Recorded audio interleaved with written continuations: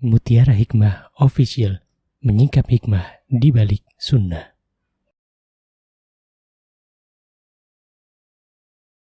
Salurkan donasi terbaik Anda untuk mendukung dakwah Mutiara Hikmah Official. Umroh akhir tahun plus daurah parenting Islami, sukses mendidik anak di zaman fitnah. Bersama Ustadz Hanan Yasir MA, Ustazah Imro'atul Azizah, 2 kali sholat Jumat. Kelas daurah parenting setiap hari. Konsultasikan dan daftarkan diri Anda sekarang juga.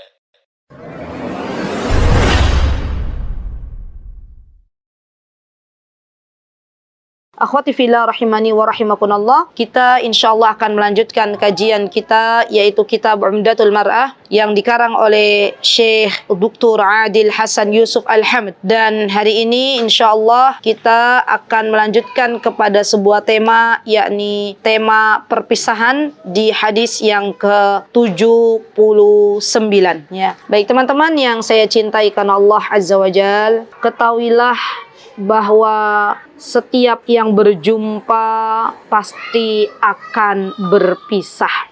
Subhanallah. Ada pertemuan, pasti ada perpisahan. Dan ini adalah sunnatullah. Ya subhanallah. Dalam hidup ini banyak sekali orang yang datang dan pergi. Ya subhanallah. Dan Allah Azza wa Jalla yang telah menjadikan perpisahan sebagai takdir dari Allah Subhanahu wa taala. Sudah dituliskan di catatan takdirnya Allah Subhanahu wa taala. Dan kita tahu subhanallah, semua orang yang pernah singgah di dalam kehidupan kita itu adalah orang-orang pilihan yang Allah pilih, dan kita ambil hikmahnya.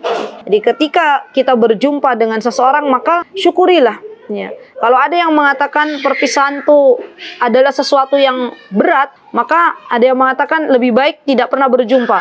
Justru ketika berjumpa, ada sesuatu yang Allah inginkan dari kita.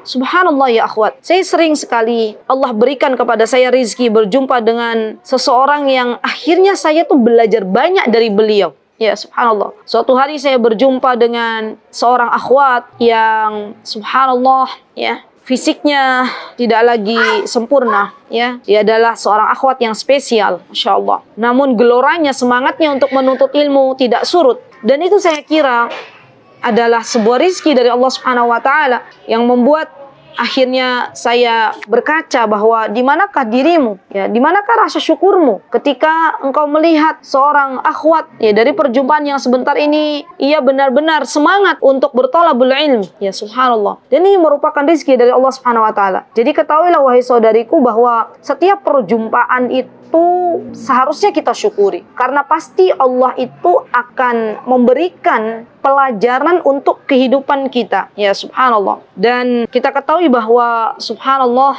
akhir dari sebuah perjalanan kita di dunia ini adalah kita kembali kepada Allah Subhanahu wa taala. Sebuah perpisahan ia akan menjadi awal pertemuan dengan sesuatu yang baru. Seseorang yang diwafatkan oleh Allah Subhanahu wa taala meninggalkan dunia yang fana ini, maka ia pun akan berjumpa dengan kehidupan yang lain. Dan kita tahu yang namanya setiap yang berjiwa itu pasti akan menemui yang namanya kematian. Subhanallah.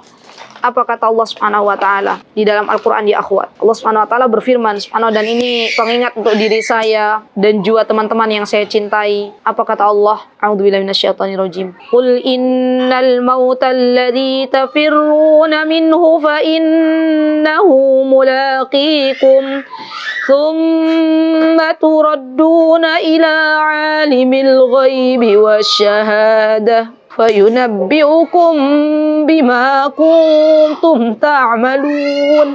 Qul innal mauta alladzi tafirruna min. Sesungguhnya kematian yang kamu lari darinya, maka sesungguhnya kematian itu akan menemuimu. Subhanallah. Summa turadduna ila 'alimil ghaibi wasyahadah. Kemudian engkau akan dikembalikan kepada Allah yang mengetahui yang ghaib dan yang nyata. Fayunabbi'ukum bima kuntum ta'malun. Lalu Allah Azza wa Jalla beritakan kepada kita semuanya apa yang telah kita kerjakan. Allahu Akbar, Allahu Akbar. Tidak ada yang bisa lari dari kematian ya akhwat. Kematian akan datang di waktunya. Tidak ada yang bisa meminta kepada Allah agar kematian itu diundurkan barang semenit. Ya subhanallah. Jika perpisahan itu telah datang, maka semuanya pasti akan terjadi dan merasakan. Bahkan subhanallah, Allah Azza wa Jalla menerangkan di ayat yang lain, apa kata Allah Subhanahu wa taala? Ainama takunu yudrikumul mautu walau kuntum fi burujim musyayyadah. Ya subhanallah, dimanapun kita berada, hatta sampai kita lari ke dasar ke dasar bumi misalnya, ya subhanallah, atau kita lari kemanapun, pasti yang namanya kematian itu akan menjumpai. Subhanallah. Kendati pun kata Allah Subhanahu wa taala, engkau di dalam benteng yang tinggi lagi kokoh. Allahu akbar, Allahu akbar. Subhanallah ya akhwat. Saya teringat beberapa tahun yang lalu, ya, belum lama ini, ada seseorang yang sakit-sakitan di Indonesia, opnam, masya Allah. Dan ternyata tempat diwafatkannya tuh telah ditakdirkan di kota Madinah. Subhanallah. Maka Allah hantarkan bapak ini, subhanallah, padahal beliau baru saja keluar dari rumah sakit, dan Allah permudah jalannya, yang mendapatkan izin dari dokter, ya subhanallah, walaupun harus menaiki kursi roda, dan ketika di perjalanan pun, ya subhanallah, tidak seperti orang yang sehat, ya. Dan ternyata Allah menghantarkan beliau untuk menjumpai ajalnya di kota Nabi. Subhanallah ya akhwat. Dan ini caranya Allah Subhanahu wa ta'ala. Ya, jadi kematian itu kapanpun dan dimanapun, kalau memang sudah waktunya, Allah akan hantarkan kita dengan caranya Allah. Subhanallah. Maka dari itu ya akhwat, perlu kita itu meminta kepada Allah. Allahumma rzuqna syahadatan fi sabilik waj'al mautana fi biladi nabiyyika Muhammadin sallallahu alaihi wasallam. Ya Allah, berikanlah kepada kami rizki untuk menjumpai kematian dengan mendapatkan kesyahidan, dan wafatkanlah kami di kota nabimu, karena itu adalah kematian yang paling terindah. Siapapun yang bisa meninggal di kota Nabi, kata Rasulullah SAW, maka Rasulullah akan memberikan syafaat untuknya. Siapa yang tidak berbahagia di akhirat nanti mendapatkan syafaat dari baginda Nabi kita Muhammad SAW. Maka dari itu, saya ajak diri saya terlebih dahulu dan semuanya teman-teman, mari kita berdoa kepada Allah. Jangan pernah lelah untuk berdoa, karena sejatinya doa itu ibadah. Subhanallah. Terus meminta kepada Allah, semoga Allah wafatkan kita di kota Nabi. Semoga Allah wafatkan kita dalam keadaan husnul khatimah. Semoga Allah Azza wa Jalla wafatkan kita dalam keadaan Allah ridha. Dan semoga Allah Azza wa Jalla mengumpulkan kita semuanya kelak di surganya Allah Subhanahu wa ta'ala.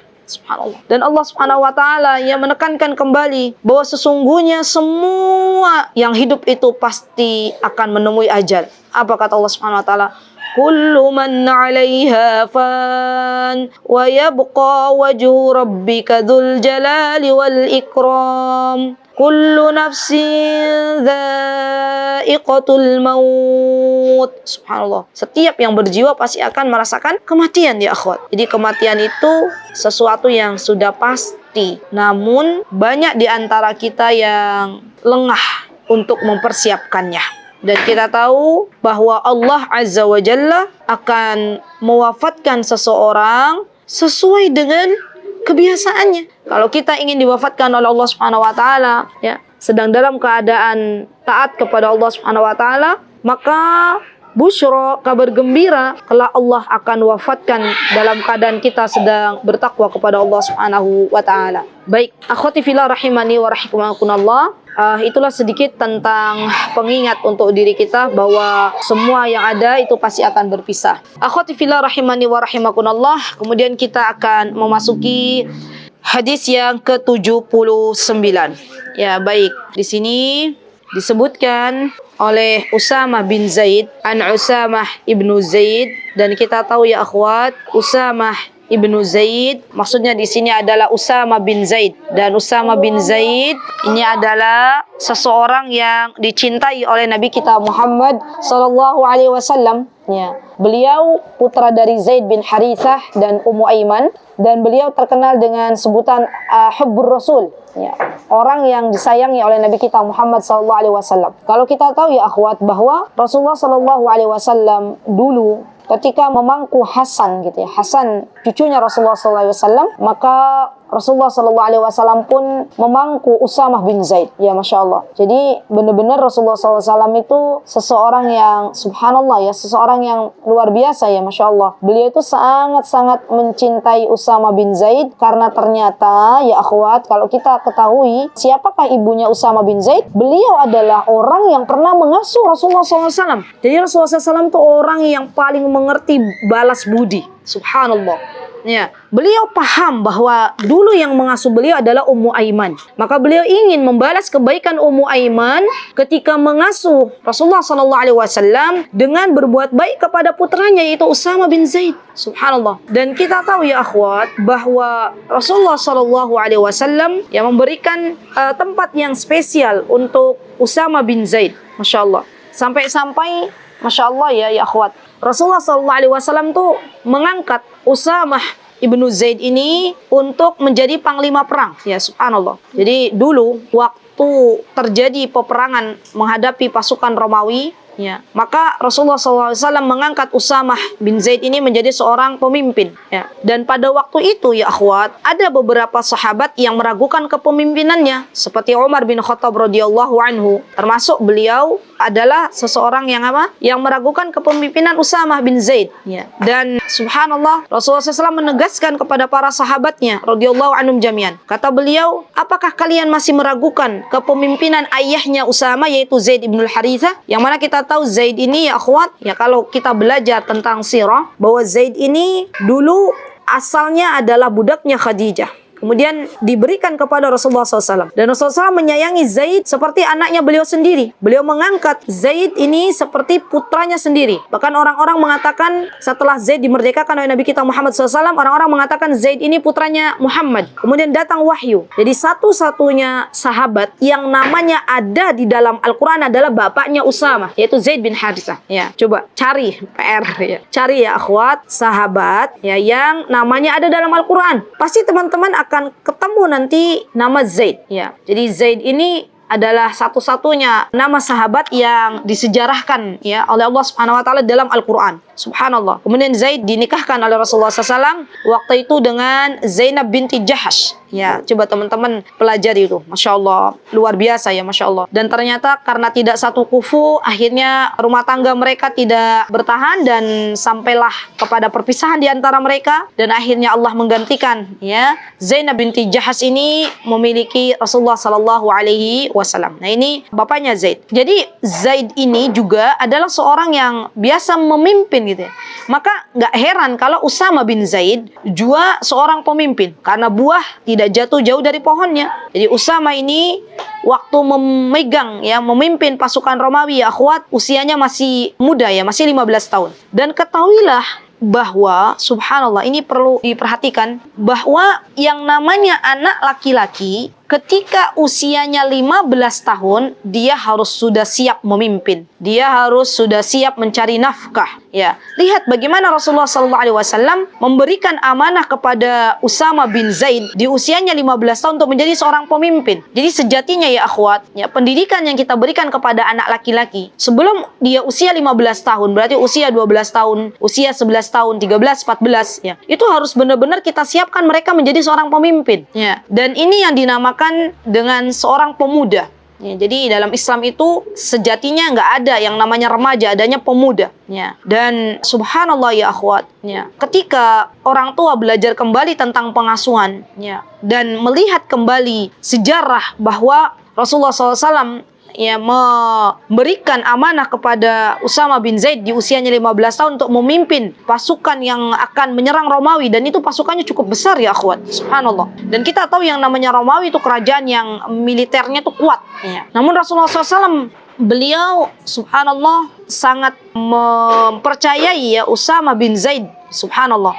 Dan ini adalah suatu hal yang menurut saya itu luar biasa ya, Masya Allah. Jadi Rasulullah SAW itu Masya Allah mendidik anak-anak muda itu untuk menjadi pemuda-pemuda yang percaya diri ya, Masya Allah, Masya Allah, Allahu Akbar. Dan Usama bin Zaid ini juga beliau seorang yang berilmu ya akhwat, Masya Allah. Ada para sahabat dan tabi'in meriwayatkan hadis dari Usama bin Zaid ya. Di antaranya Sa'ad bin Abi Waqqas, Abdullah bin Abbas ya. Hatta sampai Abu Hurairah radhiyallahu anhum jami'an, beliau juga ya meriwayatkan hadis dari Usama bin Zaid. Jadi ada hadis yang memang hanya yang mendengar adalah Usama bin Zaid. Ya, maka Abu Hurairah, Abdullah bin Abbas termasuk dalamnya mendengar hadis yang diriwayatkan oleh Usama bin Zaid. Masya Allah ya, Masya Allah, Allahu Akbar. Dan Usama bin Zaid ini ya akhwat, subhanallah, ya beliau itu memiliki sebuah kebiasaan dari amal salih. Apa kebiasaan beliau? Beliau senantiasa menjaga saum Senin dan Kamis. Ya, Masya Allah. Ketika ditanya kepada beliau, ya, wahai Usama, kenapa engkau sangat menyukai puasa Senin Kamis?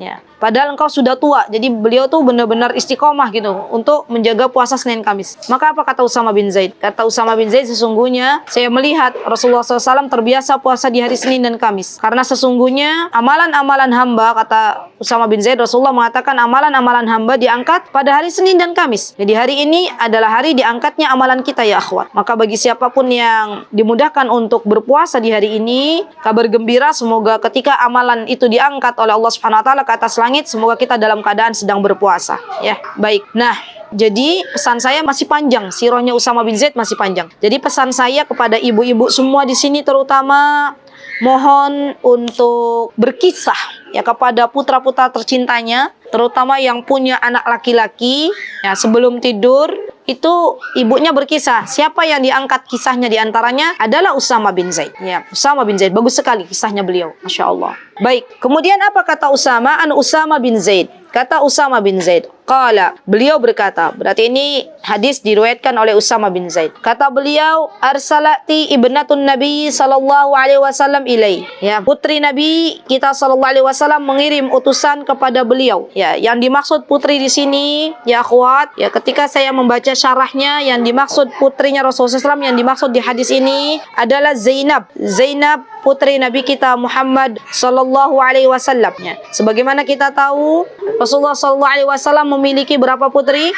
Memiliki 4 putri. Ada Zainab, ada Ruqayyah, ada Ummi Kulsum, dan ada Fatimah. Ya, dan Zainab termasuk putri tertua Nabi kita Muhammad sallallahu alaihi wasallam. Dan bagi teman-teman yang memiliki anak perempuan, boleh berkisah tentang kisah para sahabiah, kisah tentang putri-putrinya Rasulullah sallallahu alaihi wasallam, agar anak-anak perempuan kita bisa meneladani para sahabiah, agar anak-anak kita bisa meneladani Ummahatul Mukminin, ibunda kita, istri-istri Nabi kita Muhammad SAW.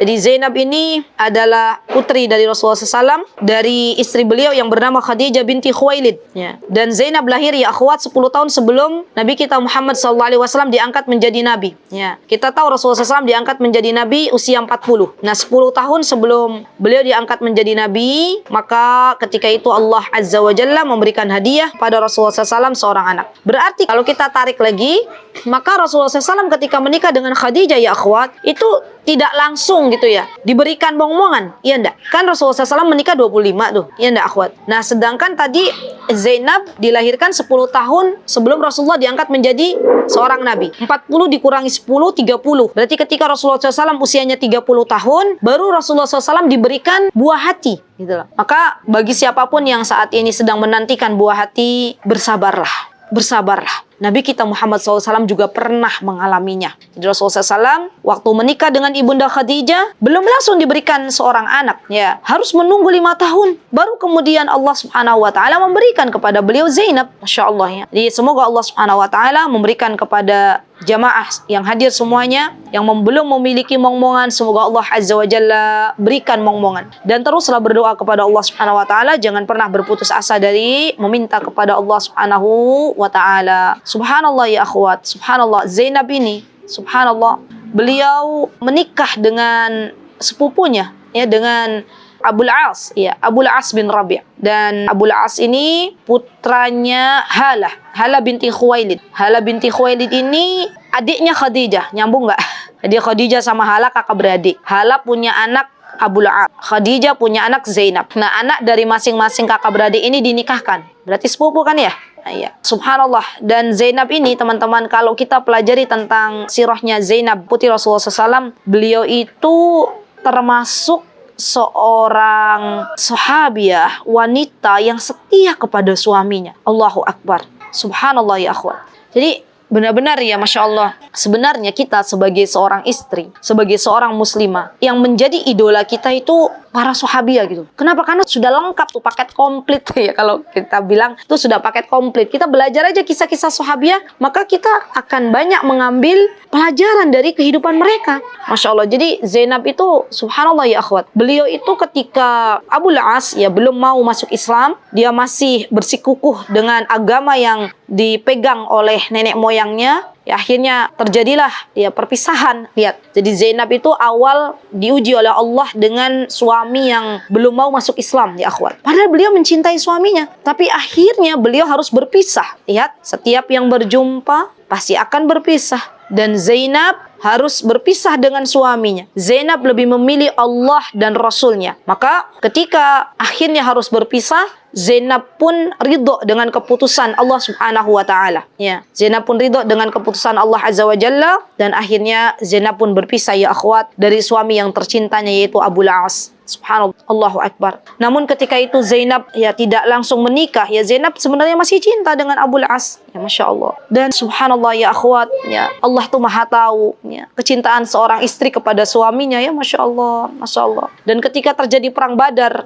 ya subhanallah, Abul As kala itu ditawan, menjadi tawanan kaum muslimin. Dan ketika itu Abul As dihadapkan kepada Nabi kita Muhammad SAW. Dan Rasulullah itu kaget ya melihat mantan menantu beliau, yaitu Abul As. Dan beliau mengenalinya, paham bahwa itu adalah Abul As. Maka beliau berpesan kepada para sahabatnya, wahai sahabatku, tolong perlakukan tawanan ini, maksudnya Abul As ini, dengan baik. Karena Rasulullah tahu itu adalah mantan dari suami putri beliau, yaitu Zainab. Masya Allah. Nah, Allahu Akbar ya akhwat, Zainab itu ya Masya Allah, ketika tahu Abul As ya, Abul As ditawan, maka beliau tuh sebenarnya ingin kembali kepada Abul As ya. Maka Zainab tuh berusaha untuk menebus ya Abul As ini dengan kalung yang dulu diberikan oleh Khadijah. Ya subhanallah, ibunda beliau itu Khadijah. Subhanallah ya akhwat, subhanallah, Rasulullah itu orang yang romantis ya. Beliau tuh akan mengenang sesuatu yang pernah ada dalam hidup beliau, ya Masya Allah. Sampai ketika beliau tahu bahwa yang menjadi tebusan untuk pembebasan Abul As itu adalah kalung pemberian istri tercinta beliau yaitu Khadijah, ya beliau tuh lama gitu memandangi. Coba teman-teman baca deh, bagus banget kisahnya Zainab itu. Rasulullah tuh lama memandangi kalung yang dilihatnya, ya Masya Allah, karena Rasulullah tahu ini tuh dulu punya Khadijah diberikan kepada Zainab, Masya Allah. Dan akhirnya subhanallah ya akhwat, ya Rasulullah SAW tidak tega ya melihat kalung pemberian istri tercintanya kepada putrinya diambil gitu ya. Dan Rasulullah SAW ya subhanallah memberikan kembali kalung tersebut kepada Zainab dan membebaskan Abul As. Ya Masya Allah, lihat teman-teman, hidayah Allah itu akan datang kepada siapapun yang Allah kehendaki. Dan hidayah Allah itu datangnya terkadang dari arah yang kita tidak menduga sebelumnya. Jadi Abul As itu ya akhwat, orang yang tidak mudah untuk move on.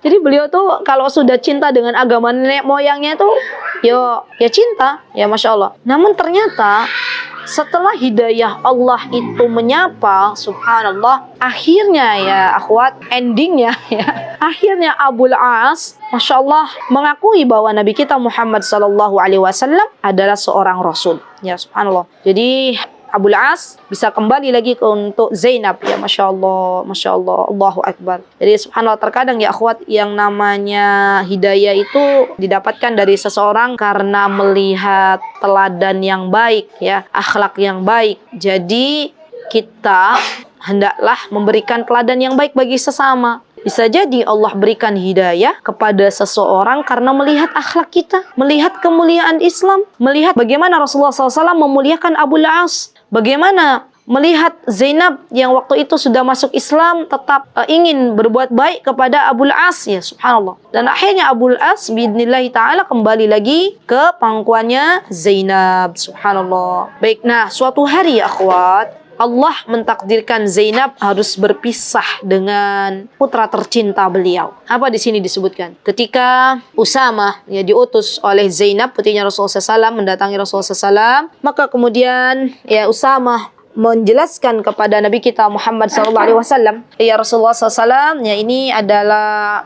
pesan dari putrimu, ya. Kemudian beliau mengatakan, inna ibnan li qubid, ya saya punya seorang anak, ya, dan anaknya tersebut meninggal dunia. Qubid itu meninggal dunia, wafat, ya. Maka putrinya meminta Rasulullah SAW untuk datang, ya, ya subhanallah. Dan waktu itu Rasulullah SAW, ya kita berhusnudon, ya. Beliau memiliki keperluan yang tidak bisa ditinggalkan, ya subhanallah. Maka Rasulullah SAW mengatakan, Inna lillahi ma akhad, wa lahu ma a'ta, wa kullu indahu bi ajalim musamma, fal tasbir wal tahtasib. Jadi, subhanallah ya akhwat, ini adalah doa yang bisa kita baca untuk bertakziah. Jadi doa takziah itu inna lillahi ma akhadha wa lahu ma a'ta. Dan ini sangat-sangat bermanfaat, sangat-sangat bermanfaat karena kita sering ya melakukan takziah dan kita kan tidak tahu kapan saudari kita itu diwafatkan oleh Allah Subhanahu wa taala. Jadi dihafalkan. Inna lillahi ma akhadha wa lahu ma a'ta wa kullu 'indahu bi ajalin musamma faltasbir wal tahtasib.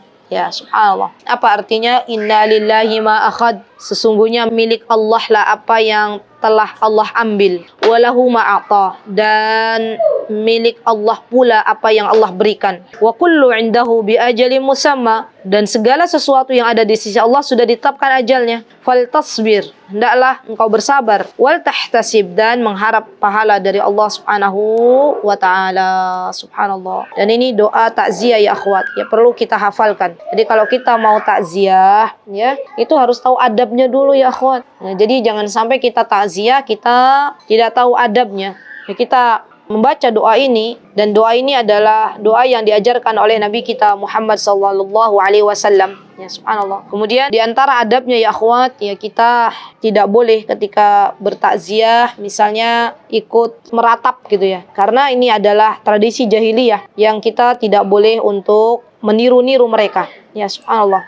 Kemudian ketika ada takziah misalnya ya akhwat, jenazahnya masih ada, maka bersegeralah untuk ikut menyolatkannya. Kenapa ya akhwat? Karena itu pahala, ladang pahala. Subhanallah. Bayangkan kita menyolati jenazah itu mendapatkan pahala satu gunung. Subhanallah. Jadi Allahu Akbar ya. Subhanallah. Menyolati jenazah ya, langsung Allah kasih pahala satu gunung. Ya, bagi para bapak-bapak, kalau sampai menghantarkan jenazah sampai ke pemakaman, sampai ke kuburan, maka akan mendapatkan 2 gunung pahala. Ya subhanallah. Maka dari itu ketika ada kesempatan untuk menyolati jenazah ya akhwat, kita ikut menyolatinya. Dan jangan lupa untuk belajar dulu bagaimana tata cara menyolati jenazah. Ya karena banyak subhanallah di dalam masyarakat kita orang bertakziah, dan saya melihat kapan saya menyolati terakhir jenazah, waktu di Gresik. Subhanallah, ada seorang saudari kita ya,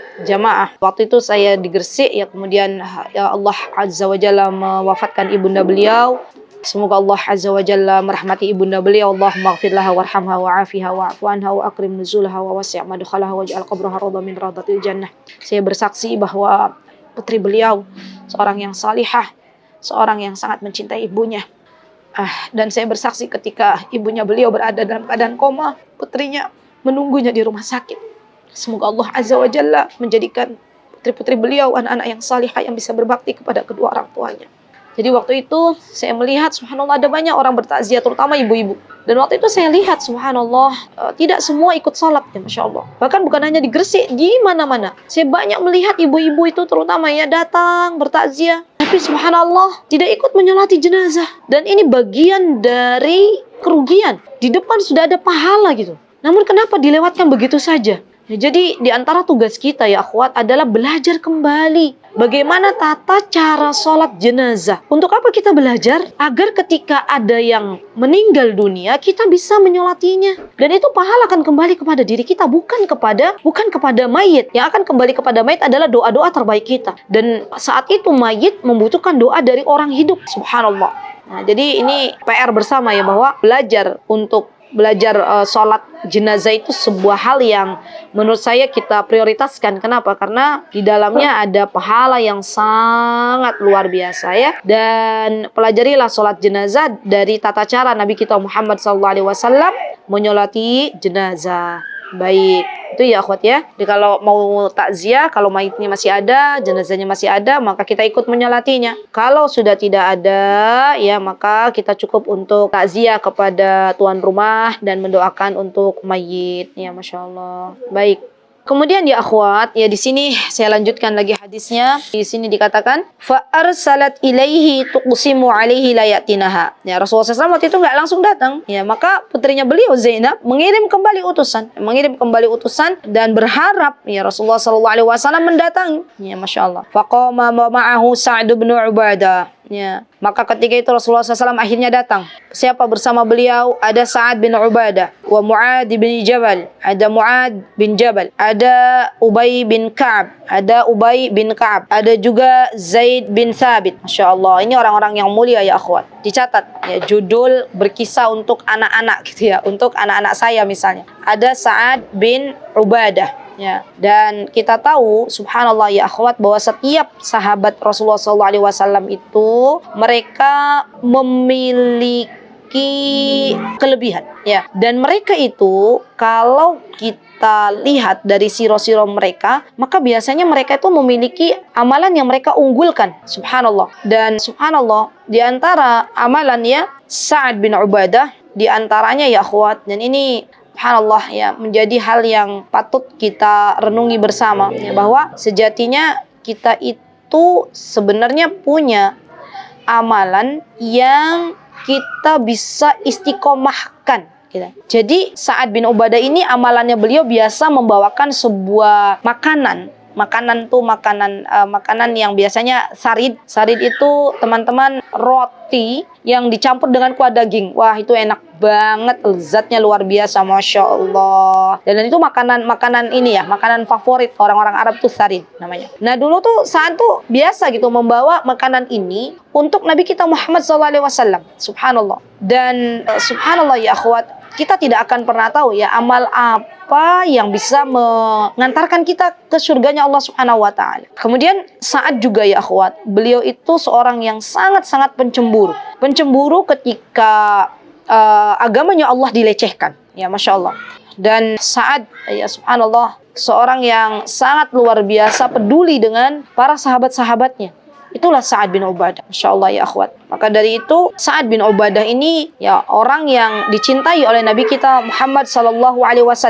Masya Allah ya. Jadi Rasulullah SAW tuh sangat mencintai Sa'ad bin Ubadah karena memang Sa'ad ya mencintai Nabi kita Muhammad SAW. Kemudian di sini ada nanti teman-teman untuk cerita atau kisah lebih panjangnya teman-teman boleh dipelajari lagi ya dari kitab-kitab sirah. Ada Sa'ad bin Ubadah, ada Mu'ad bin Jabal. Masya Allah. Mu'ad bin Jabal juga sama ya akhwat. Mu'ad bin Jabal ini juga seorang sahabat Nabi kita Muhammad SAW, dai pertama ya dalam Islam itu adalah Mu'ad bin Jabal. Ya, jadi subhanallah, Mu'ad bin Jabal adalah seorang utusan yang Rasulullah SAW utus ke Yaman waktu itu. Baca lagi, bagus sekali. Jadi kisah Mu'ad bin Jabal itu luar biasa. Beliau seorang da'i, seorang pemimpin yang diutus oleh Nabi kita Muhammad SAW ke Yaman. Ya. Dan ketika itu beliau diberikan amanah yang sangat besar ini oleh Rasulullah SAW.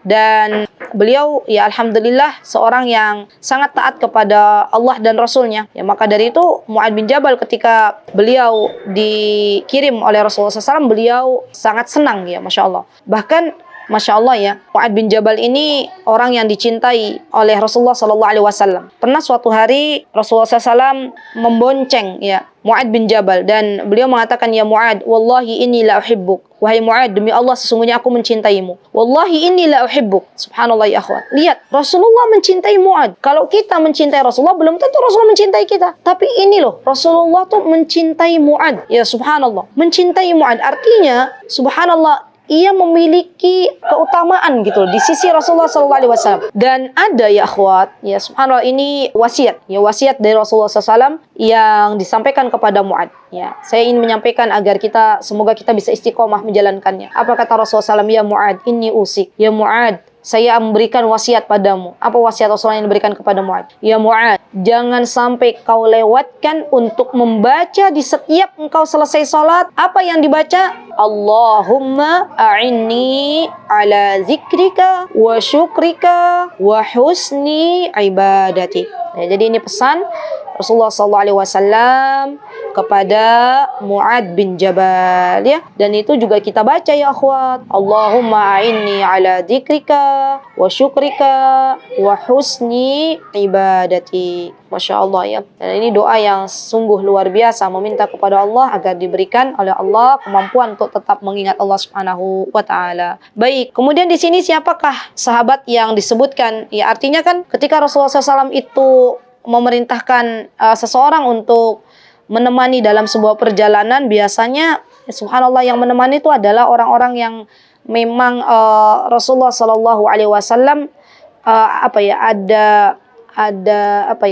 ada keutamaannya gitu.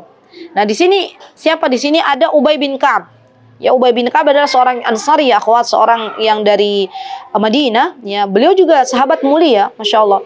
Terkenal Ubay bin Ka'ab ini seorang yang bacaan Al-Qur'annya bagus. Jadi yang bacaan Al-Qur'annya bagus itu bukan hanya Ibnu Mas'ud, bukan hanya Abdullah bin Mas'ud, tapi juga ada Ubay bin Ka'ab. Ya, Ubay bin Ka'ab seorang yang bacaan Al-Qur'annya bagus, seorang qari, ya Masya Allah. Beliau, berarti kan ini kelebihan yang Allah berikan, ya akhwat, ya. Kelebihan yang Allah berikan. Kalau tadi Mu'ad bin Jabal tuh kelebihannya seorang da'i, ya, seorang yang memang Masya Allah bisa mendekati kaum gitu, ya, Masya Allah. Kalau Ubay bin Ka'ab ini kelebihan yang Allah berikan adalah seseorang yang pandai di dalam Al-Quran, ya Masya Allah. Dan beliau Masya Allah, ya akhwat, seorang yang dekat juga dengan Rasulullah SAW, Masya Allah. Jadi kemuliaan Ubay bin Ka'ab ini luar biasa, ya, di hati Nabi kita Muhammad SAW, Masya Allah, ya. Jadi semua sahabat tuh dicintai oleh Nabi kita Muhammad SAW. Masya Allah. Masya Allah. Allahu Akbar, ya Masya Allah. Bahkan ketika Anas ditanya, ya, siapa yang mengumpulkan Al-Quran di masa Nabi? Maka ketika itu Anas menjawab ada 4. Ya, siapa mereka? Ada Mu'ad bin Jabal, ada Zaid bin Thabit, ada Ubay bin Ka'ab, ada Abu Zaid radhiyallahu anhum jami'an. Jadi ini diantara yang mengumpulkan Al-Quran di masa Nabi kita Muhammad SAW. Baik, setelah kita tahu Ubay bin Ka'ab siapa, dan nanti saya hanya membaca biografi Mu'ad bin Jabal, menyampaikan secara global saja. Nanti teman-teman boleh belajar kembali tuh. Bagus ini. Ada Sa'ad bin Ubadah, ada Mu'ad bin Jabal, ada Ubay bin Ka'ab, ada Zaid bin Thabit. Wah, Masya Allah, ini nggak kalah menariknya ini. Zaid bin Thabit, Masya Allah, sahabat yang mulia, Masya Allah. Dan beliau juga memiliki kedudukan di hadapan Nabi kita Muhammad SAW, ya Masya Allah. Jadi beliau seorang yang menulis wahyu, ya subhanallah. Penulis wahyu itu Zaid bin Thabit. Teman-teman ditulis aja kelebihannya. Ya, kelebihannya apa? Kelebihannya Zaid bin Thabit seorang yang menulis wahyu, ya subhanallah, ya akhwat. Dan beliau tuh dekat dengan Nabi kita Muhammad SAW. Bahkan Zaid bin Thabit ini subhanallah sahabat yang dari kecil tuh sudah suka menghafal gitu. Ya Masya Allah, suka menghafal. Sampai terkenal hafalan Zaid bin Thabit itu kuat, Masya Allah, ya. Jadi kekuatan daya ingat Zaid bin Thabit itulah yang akhirnya Rasulullah mengangkat, bukan Rasulullah, waktu zamannya Rasulullah belum ada penulisannya. Waktu itu zamannya siapa? Di zaman khalifahnya Utsman, ya, mengangkat Zaid bin Thabit untuk menuliskan wahyu, ya Masya Allah. Dan ketika itu juga Rasulullah SAW pernah ya, jadi pernah waktu itu mengutus Zaid bin Thabit, ya, untuk mempelajari bahasa. Nah, ini juga kelebihan Zaid bin Thabit. Jadi kelebihan Zaid bin Thabit itu hafalannya kuat, juga cepat mempelajari bahasa. Bayangkan saja teman-teman, pada masa 17 hari, ya, beliau Zaid bin Thabit ini bisa mempelajari bahasa Suryani. Dan ketika 15 hari beliau bisa mempelajari bahasa Ibrani. Jadi coba yuk kita lihat anak-anak kita itu sebenarnya mana kelebihan yang Allah berikan. Kelebihan mana yang Allah berikan kepada anak kita, maka di situ kita akan membimbingnya, ya, menjadi teman untuk bisa menemani buah hati kita sampai menjadi orang yang bermanfaat, ya. Nah, ini yang harus kita lakukan. Jadi tadi dari 4 sahabat ini mereka semua memiliki kelebihan masing-masing.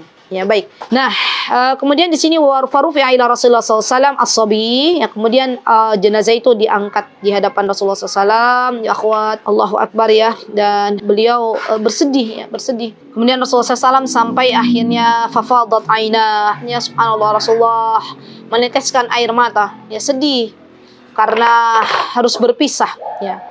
Dan seseorang itu, ya subhanallah, kita tuh sadar bahwa sejatinya perpisahan dengan orang yang meninggal itu kan perpisahan sementara ya, perpisahan sementara.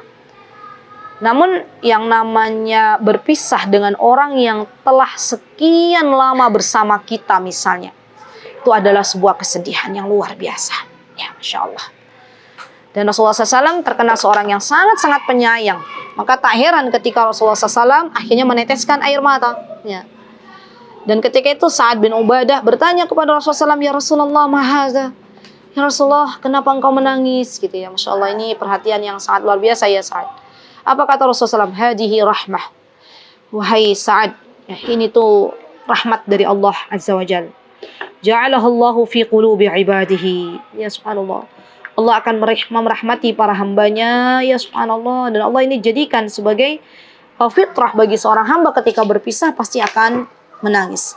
Wa innama yarhamullahu min ibadihi ruhama. Lihat teman-teman, bahwa sesungguhnya Allah akan merahmati para hambanya yang mengasihi sesama hambanya. Subhanallah. Jadi kalau kita ingin diberikan oleh Allah rasa kasih sayang, ya rasa sayangnya Allah, maka kita tidak boleh untuk acuh ya kepada sesama hamba Allah. Kita tetap harus menyayangi sesama hamba Allah karena kita menginginkan kasih sayang Allah Subhanahu wa taala. Ya. Jadi ini perpisahan yang sangat menyedihkan ya, walaupun kita tahu bahwa kelak Rasulullah SAW akan dipertemukan kembali dengan dengan putranya Zainab. Ya subhanallah. Namun ini adalah fitrah bagi seseorang ketika harus berpisah dengan orang-orang yang dicintainya. Ya subhanallah. Baik. Kemudian kita akan mempelajari apa fawaid. Fawaid itu berarti jamak dari faidah. Apa fawaid atau faidah-faidah yang berkaitan dengan hadis yang ada di kitab Umdatul Mar'ah nomor 79. Yang pertama, di sini istimrariyah inayatul abi ibnatihi ba'da zawajiha. Subhanallah ya akhwat. Seorang ayah itu dia senantiasa menyayangi anaknya ya, tidak terkecuali, tidak terputus walaupun anaknya tersebut sudah menikah. Subhanallah. Lihat bagaimana cintanya Rasulullah SAW kepada putri beliau yaitu Zainab walaupun beliau sudah menikah. Begitu pula bukan hanya ayah ya, namun ibu juga subhanallah cintanya begitu luar biasa kepada putra-putrinya.